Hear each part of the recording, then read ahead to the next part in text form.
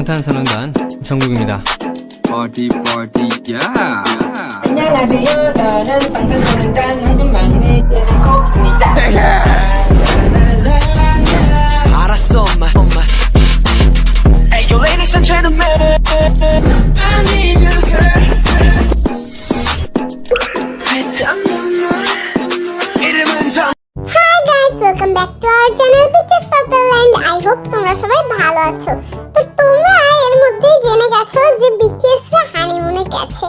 তো চলো দেখি আজকে কি হয়। Good morning Jimin. কালকে কি তোমার ঠান্ডা লেগেছে?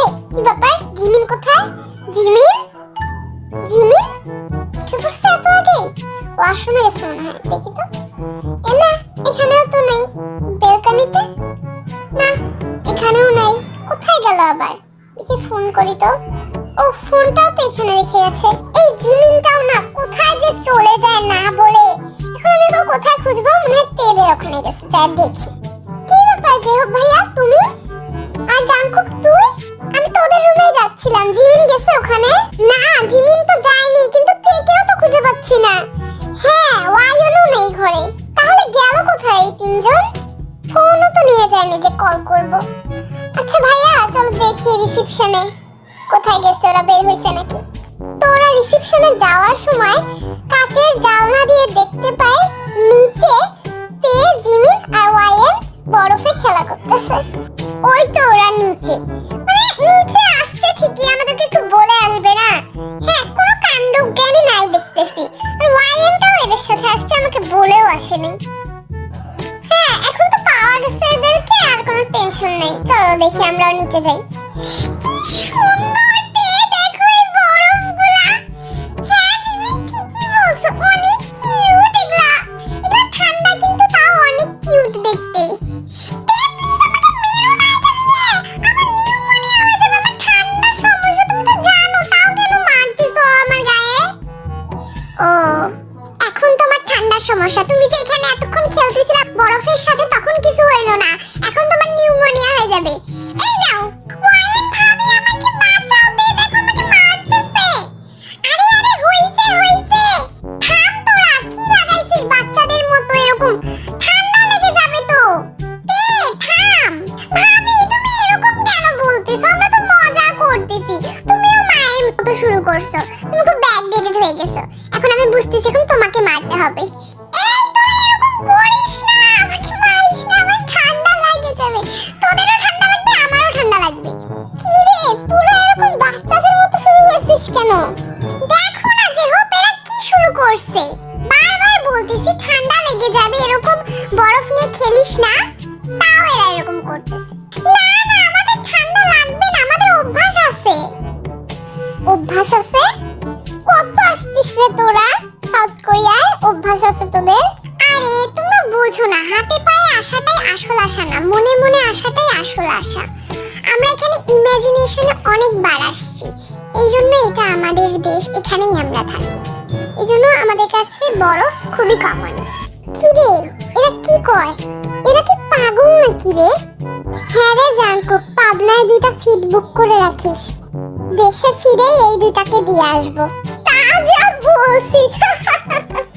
এই অনেক হইছে, যে যার রুমে যে এখন ফ্রেশ হয়ে খাওয়া দাওয়া করে নে, বিকালে আবার জেজুর ফ্লাইট আছে। জাংকুক 2বার যেন বলতে না হয় আমাকে। আহা জেহুক, তুমি তো রাগ করতেছো কেন? ঘুরতেই তো আসছে, মজা করতে আসছে, ওরা একটু মজা করবে না? ওরা না হয় ছোট মানুষ বুঝলাম, কিন্তু আয়ান তুমিও তো বলে আসো নাই। আমরা কতক্ষণ খুঁজলাম 3 জনে মিলে, জানো? ওরা আমাকে বলার টাইম দিতে 2 জনে টেনে হিচড়ে আমাকে নিয়ে আসছে এখানে, এই জন্যই তো বলতে পারিনি। আর এইটুকু এত রাগ করার কি আছে? হ্যাঁ এই নাও ওয়াইন। তোমরা এখানে দাঁড়ায় দাঁড়ায় কি করো? তোমাদেরকেও দেখাচ্ছি, দাঁড়াও। তো এরা তো এইদিকে অনেক মজা করতেছে, তো চলো দেখি বাড়িতে কি হচ্ছে। জিন আর আরএম কি করতেছে? আরএম আর কখন খাবা? দুপুর গড়িয়ে বিকাল হচ্ছে, তুমি এখনো খাবার খাওনি। আসো তাড়াতাড়ি, খেয়ে দিয়ে আবার হিসাব শুরু করো। না জিন, তুমি বুঝতেছো না। আর তোমরা সবাই খেয়ে নাও, আমার জন্য বসে থাকা লাগবে না। সবারই খাওয়া শেষ, শুধু তুমি আর আমিই খাইনি। দেখি রাখো তো, এগুলো এখন রাখো, আগে খেয়ে নাও তারপরে হিসাব করো। আসো আসো তাড়াতাড়ি। ওরে বাবা, তোরা এখনো খাওয়া দাওয়া করিস নাই, কি হইছে? খাস না কে? আরে মা, তুমি দেখতেছো না তোমার জামাই এখনো খায়নি, আমি কিভাবে খাবো বলো তো? কে? কি হইছে? খায় না কে? দেখি তো কি হইছে। আরে বাবা, কি হইছে? এখনো খাওয়া দাওয়া করো না কে? অনেক তো সময় পার হয়ে গেছে, কোনো সমস্যা হইছে?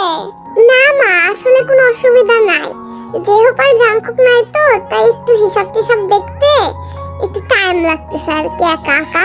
ও এই সমস্যা, এটা কোনো সমস্যা না, আগে তোমরা খাওয়া দাওয়া করো তারপরে দেখো।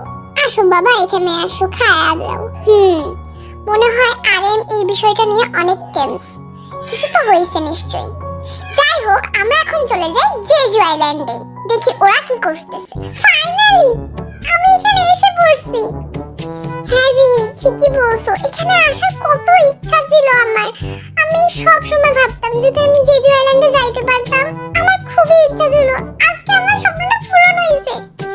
আমার হতে আমি অনেক অনেক অনেক অনেক হ্যাপি যে আমি আজকে এখানে আসতে পাইছি। ওই যে শুরু হয়েছে, এদের কুটুর কুটুর করাই শেষ হয় না। হ্যাঁ, আমি বুঝি না এরা যে কি কুটুর কুটুর করে সারাদিন। কি আবার জানিস না, মেকআপ এটা সেটা, কি জামা পরবে তাও জানিস না? জানি না, আবার জানি। আরো একটা জিনিসের কথা তুই ভুলে গেছিস, বিটিএস এর কনসার্ট দেখবে। কিন্তু আমাদের কপালটা ভালো, কনসার্ট আর ওরা দেখতে পারবে না। কেন? কি হইলো আবার?